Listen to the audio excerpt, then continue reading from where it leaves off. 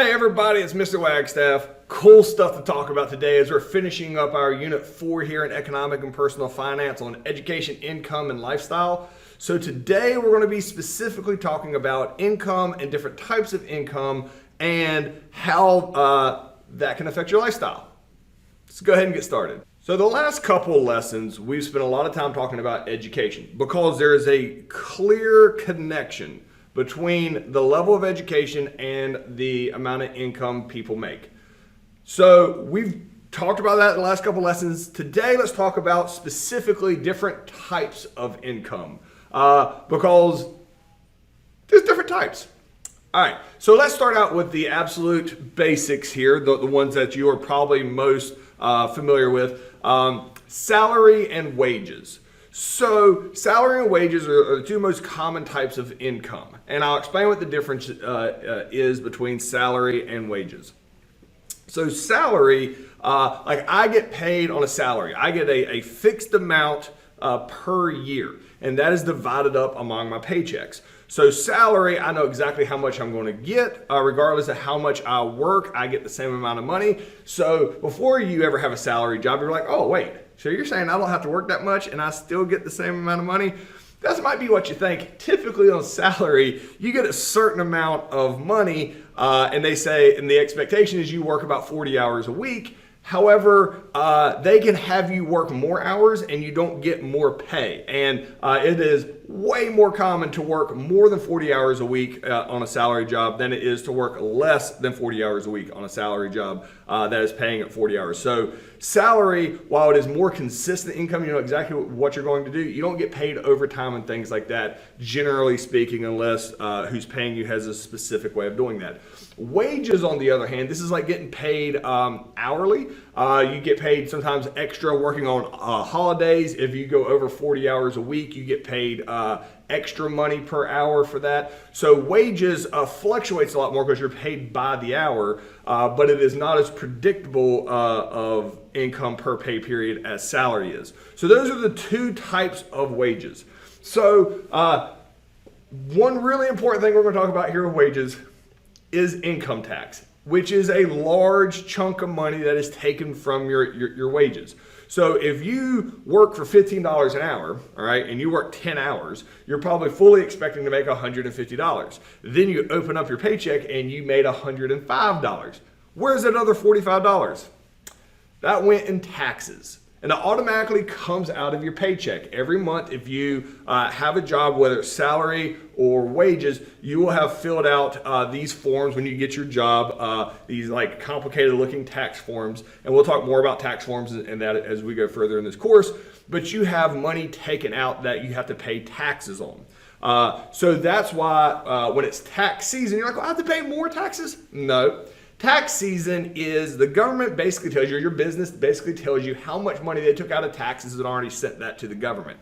So what you want to do in tax season is when you do your taxes, you can either take it to somebody, you can try to do them yourself, or pay like TurboTax or a company like that, which can be cheaper and relatively simple if you have simple stuff. And they basically match up how much you paid versus how much they guess that you're supposed to pay over the last year. Usually it's pretty exact. A lot of times they're going to be like, oh, you actually paid a little too much money all last year, so here's some money back, and that's called a tax refund. So you always want to make sure you do your taxes, even if you have taxes taken out all the time, because a lot of times you're going to get tax back. All right. So whether your salary, whether you earn on wages, your paycheck has taxes taken out. So you don't have to think a lot about having to do the taxes. Unlike if you're self-employed. Say you're a photographer and people really like the pictures that you can take. So you go out, take pictures of people. That's your like full-time job. They pay you for that. You can be a brick mason and you have to go out and people want you to build them a retaining wall and they pay you a lot of money, and you go out and you're a brick mason and you work for yourself. You make your own schedule. You go out, you're a brick mason, you're a photographer. You don't work for somebody, you work for yourself. They pay you money. Hooray, high five. However, Being self-employed, you still have to pay income tax. So you have to gather all your information. You have to fill out the appropriate forms. There's a lot more that goes into doing taxes when you're self-employed, because those aren't being taken out the whole year. You have a lump sum at the end, or you can do it quarterly, which is usually what most people do that are self-employed. Anyway, if you're self-employed, you still have to pay taxes on any money that you have coming in. And if you're self-employed, you probably want to get a tax professional to help you with that. Probably don't want to try that on your own. But regardless of what type of income that you have, one of the main things that you want to do is live within your means. Meaning you don't want to be spending more money than you're making. So you need a budget. Not only like how much am I going to spend on groceries, what's my car payment, what's my rent or mortgage, but you also have to like, how much am I going to save? How much am I going to put towards this and that? And while that seems ridiculous, saving early on drastically benefits your life later on. And not saving early on does the opposite. So you have to really budget your money from start to finish. And that helps you live the lifestyle that you want when you have a clear format for how you want to spend your money. So this comes down to disposable income. Disposable income is really what you use when you come up with your personal budget. After you pay taxes, all right, and other deductions, you pay your taxes, your medical bills and stuff like that. Disposable income means the money that you can use for food and things like that. So disposable income is the actual amount of money that you have to like live life. There is a common misconception between these two words, disposable income and discretionary income. So disposable income talks about your money after taxes and after any deductions like healthcare and stuff are taken out. That's your disposable income. Discretionary income is even a smaller amount. Like after you pay for food, you paid your car bill, you paid your rent. The discretionary income, that's fun money. That's, hey, this is the extra money after everything else has been taken care of. I have this extra money left over and like I can go to a concert. I distinctly remember my discretionary income being a college graduate, being a full-time teacher on a salary schedule, like as a full-time adult. My discretionary income after I paid for food, all my bills and all that was about $60 a month my first year teaching.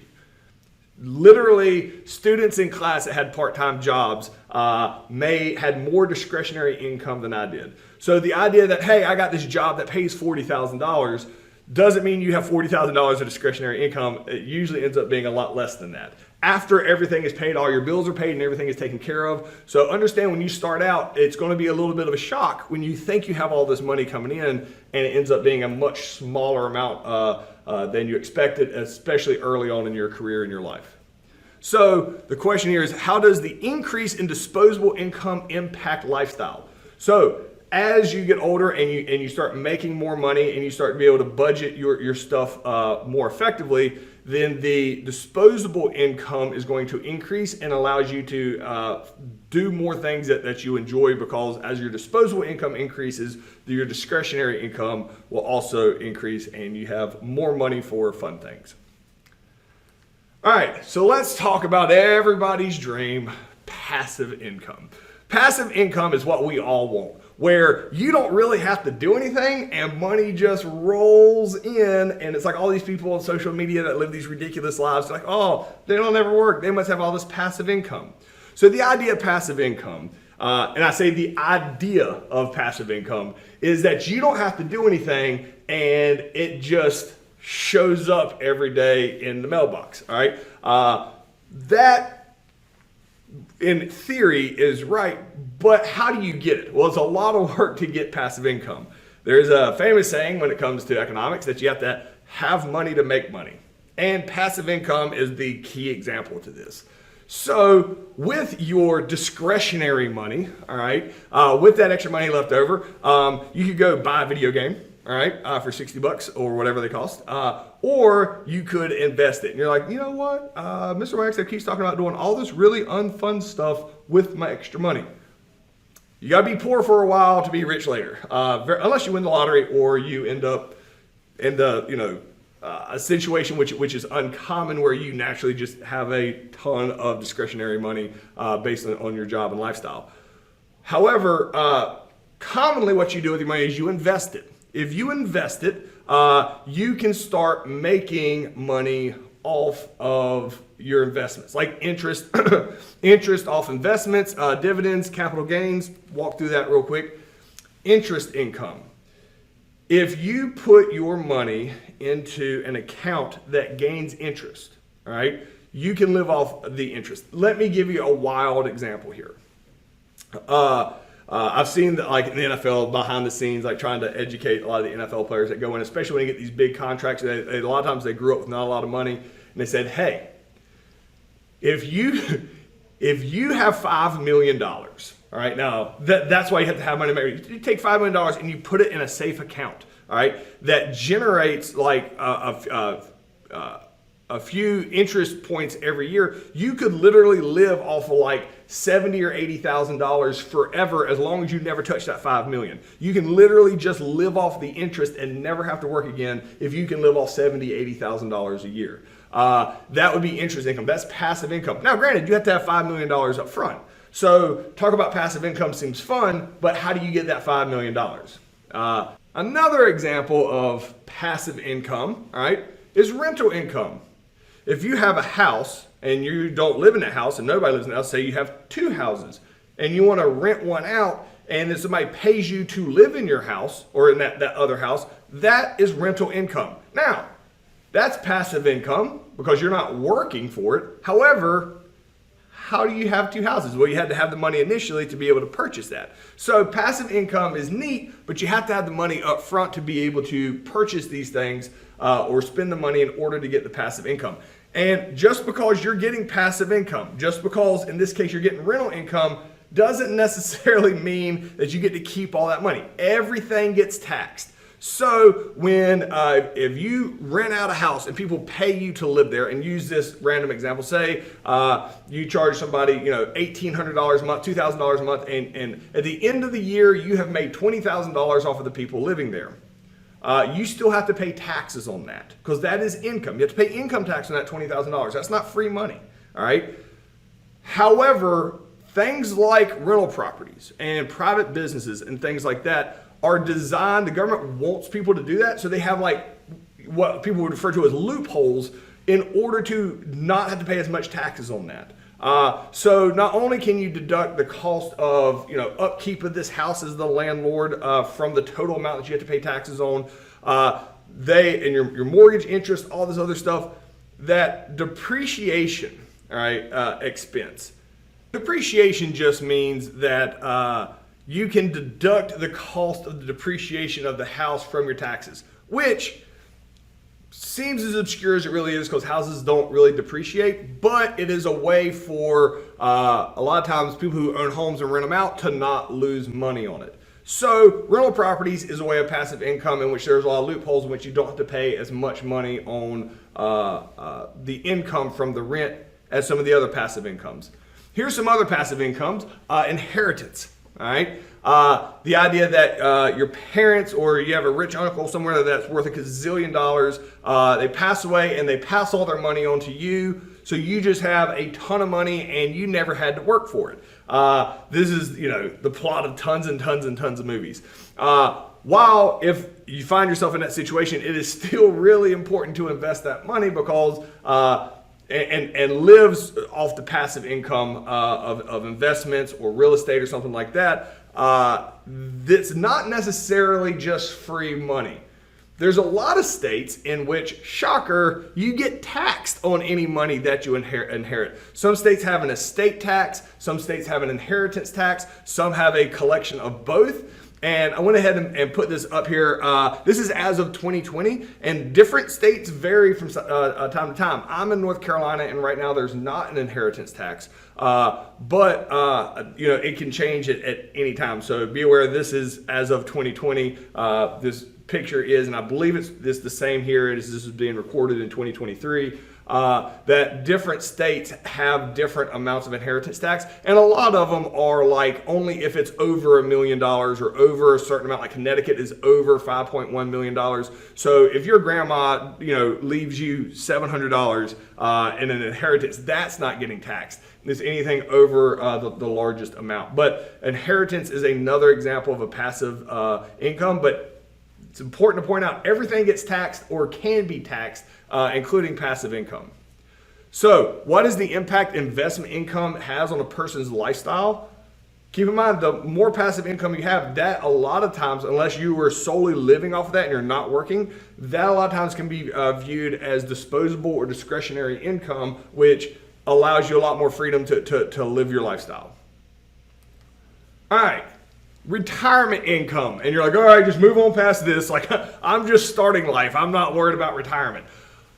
You will be at one day. It's a hard thing for us old people to instill in the younger ones that you need to plan for retirement when you start working, because the benefit of retirement or the more benefits you have in retirement are directly related to how early you started preparing for retirement, because you would like to be able to retire. If you don't prepare for retirement, you're not going to be able to retire. And you're like, that can't be a thing. Like, what do you mean I just can't retire? So your retirement income is a collection of different things. 401k, which is like a retirement plan that you pay into your whole life as you work. A pension, which is uncommon but really awesome if you have that. As a school teacher in North Carolina, I have the closest thing that really exists in the South to a pension, which is my retirement plan. Savings and assets, how much you have saved up for it, and then Social Security. You may have heard of Social Security before, especially if you had me for U.S. history and civic literacy, that Social Security is supposed to be a safety net so people can retire at 65. Came out during the Great Depression. Let's talk about Social Security, and it's a whole lot to unpack, so I'll try to keep it simple here. But the main thing you got to know about Social Security is you can't live off Social Security alone in the modern world, all right? So to give you a point, so Social Security, while you pay out of it, and every paycheck that you get, you'll see there's a big chunk of money gets taken from you to pay into Social Security. You're probably thinking, hey, that money's going into a little box for me, and when I turn 65 years old, I'm going to open that box and have money. Nope, not how that works. Your money goes out of your paycheck today to pay retired people today, all right? There's a lot more retired people now than there are working people. So there is a chance that you could pay into Social Security your whole life, and by the time you're ready to retire, there's not enough people working at that point to pay into it, and Social Security may not even be there in 30, 40 years, all right? So keep that in the back of your mind. So do not rely on Social Security as a primary way of surviving in old age. Not only that, if you made, we'll say, if you made $94,000, and that's what you made on average your entire life, all right, $94,000 is a lot of money. When you turn 65 and you retire, and therefore you're not making that $94,000, Social Security will pay you $28,000. If you're used to a $94,000 a year lifestyle and you go to a $28,000 a year lifestyle, that's probably not going to be effective. So, how do you make ends meet? You save. You create a 401k, you get a job that has a retirement plan, and whatever you do, you start early, all right? Because if you plant the seed early, it grows much bigger. If you wait until you're 45 or 50 to start a retirement plan, retirement's not going to be super fun. So you need to start a retirement plan, and it doesn't cost a lot. It's a little bit of money now. It turns into a massive amount of money later with these investments in like 401k and these retirement plans. So very important that when you start working, no matter what you do, you find a way, all right, even if you have to live in the absolute poverty lifestyle, to pay for your retirement, and future you will be very appreciative of previous you for making that sacrifice. So the question here is, explain why it is so important to come up with a retirement plan earlier in life rather than later in life. So pause me, answer that completely. We're moving on. All right, now we're going to start talking about fixed income investments.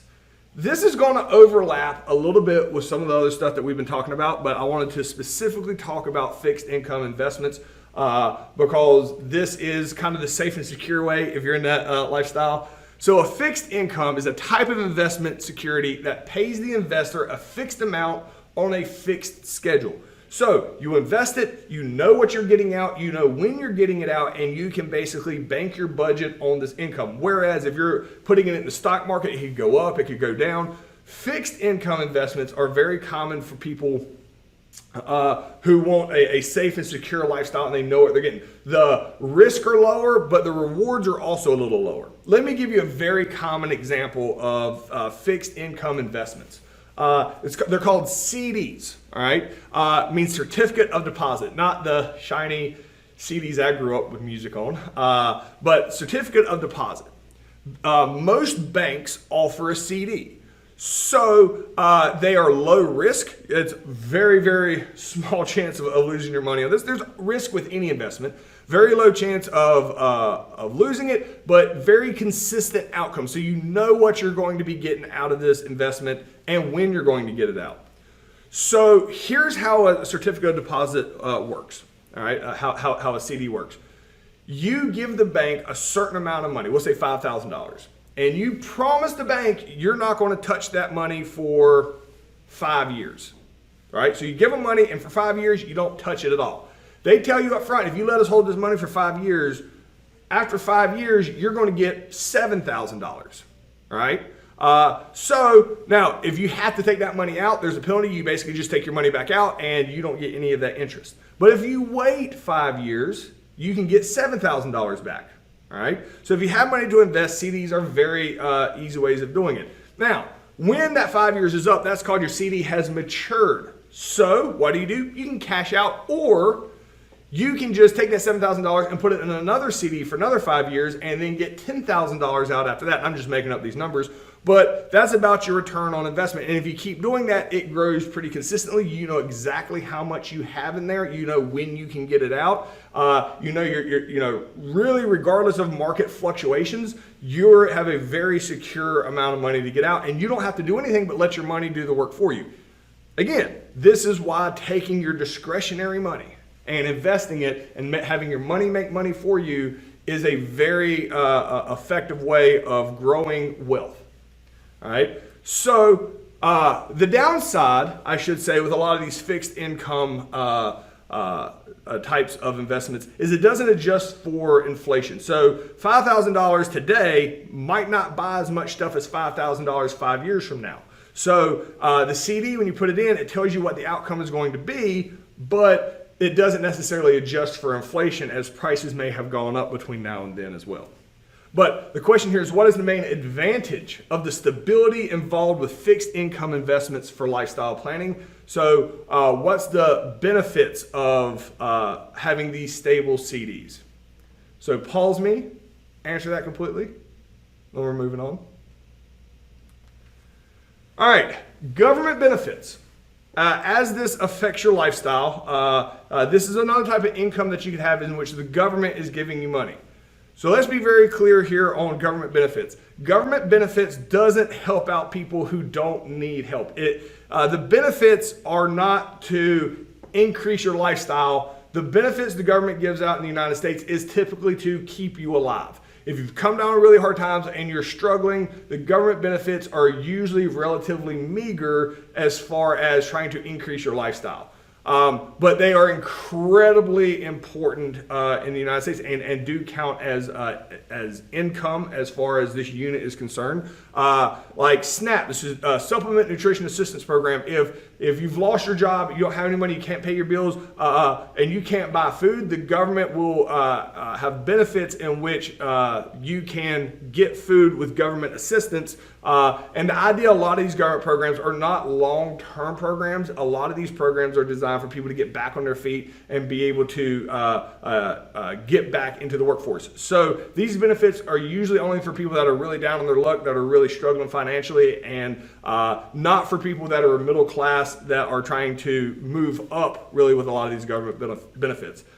Another example, because housing can get wildly expensive people who have lost their jobs, medical bills, or whatever financial situation in which they cannot afford housing, the government does have federal housing assistance programs for low-income households. A lot of times these programs are designed in certain apartment complexes and things like that, in which you have to prove your income or lack of income, and the government will subsidize the rent for those places, which means instead of paying $1,200, you may only have to pay $350.